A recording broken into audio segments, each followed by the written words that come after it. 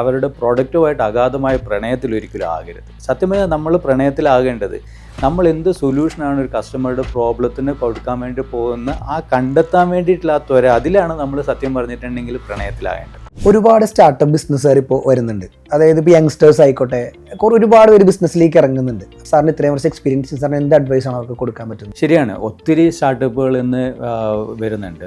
Startup ecosystem അത്ര strong ആണ്. അതുപോലെ തന്നെ നേരത്തെ ജോലിക്ക് ആൾക്കാർ നോക്കിയതിനെക്കാട്ടിലും കൂടുതലായിട്ട് ഇന്ന് എങ്ങനെ ഒരു സ്റ്റാർട്ടപ്പ് സ്റ്റാർട്ട് ചെയ്യണമെന്നുള്ളത് എല്ലാവരും ആഗ്രഹിക്കുന്ന ഒരു കാര്യമാണ്. പലപ്പോഴും എല്ലാവർക്കും നല്ല ഐഡിയ ഉണ്ട്. ഈ ഐഡിയയുടെ അഭാവം കൊണ്ടല്ല പലപ്പോഴും ബിസിനസ്സിൽ പ്രശ്നങ്ങൾ അല്ലെങ്കിൽ വരുന്നത്. ഫസ്റ്റ് ഫേസിൽ ഒരു സ്റ്റാർട്ടപ്പിനെ സംബന്ധിച്ചിടത്തോളം ഏറ്റവും ഇമ്പോർട്ടൻ്റ് ആയിട്ടുള്ള കാര്യം സർവൈവ് ചെയ്യുക എന്നുള്ളതാണ്.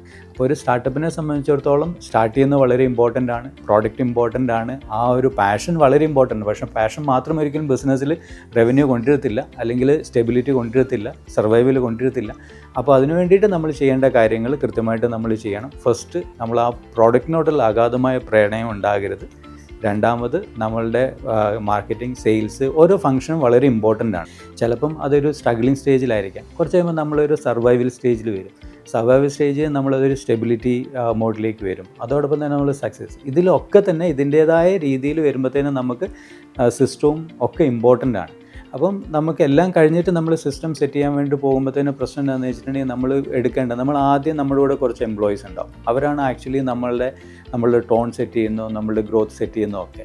അപ്പോൾ നമുക്ക് അവിടെ ആ ഒരു സിറ്റുവേഷൻ അനുസരിച്ചുള്ള അല്ലെങ്കിൽ ആ റിക്വയർമെൻറ്റ് അനുസരിച്ചുള്ള സിസ്റ്റം ഉണ്ടായിരിക്കുക എന്നുള്ളത് വളരെ ഇമ്പോർട്ടൻ്റ് ആണ്. അപ്പം ഒത്തിരി ആൾക്കാർ ചെയ്യുന്നുണ്ട്.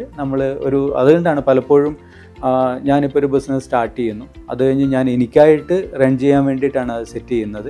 അത് കഴിഞ്ഞിട്ട് കുറച്ച് കഴിയുമ്പോഴത്തേനും ഒരു പ്രൊഫഷണൽ മാനേജ്മെൻറ്റിലേക്ക് മാറ്റാൻ വേണ്ടിയിട്ട് ബുദ്ധിമുട്ട് വരുന്നത് എന്താണെന്ന് വെച്ചിട്ടുണ്ടെങ്കിൽ നമുക്ക് ആദ്യം തന്നെ ഇങ്ങനെ ഒരു സിസ്റ്റമോ സ്ട്രക്ചറോ ഇവാലുവേഷനോ കാര്യങ്ങളൊന്നും തന്നെ ഉണ്ടാവില്ല. അപ്പോൾ ടീമിലേക്ക് ഇത് രണ്ടാമത് കൊണ്ടുവരുന്ന സമയത്ത് റെസിസ്റ്റൻസിനുള്ള ചാൻസും കൂടുതലാണ്. അതുകൊണ്ട് തന്നെയാണ് എപ്പോഴും ഒരു സിസ്റ്റം ഉണ്ടാകണം. ഓരോ ലെവലിൽ വേണ്ടുന്ന സിസ്റ്റംസ് ആയിരിക്കണം ഇംപ്ലിമെൻറ്റ് ചെയ്യേണ്ടത് എന്നുള്ളതാണ് എൻ്റെ അഭിപ്രായം.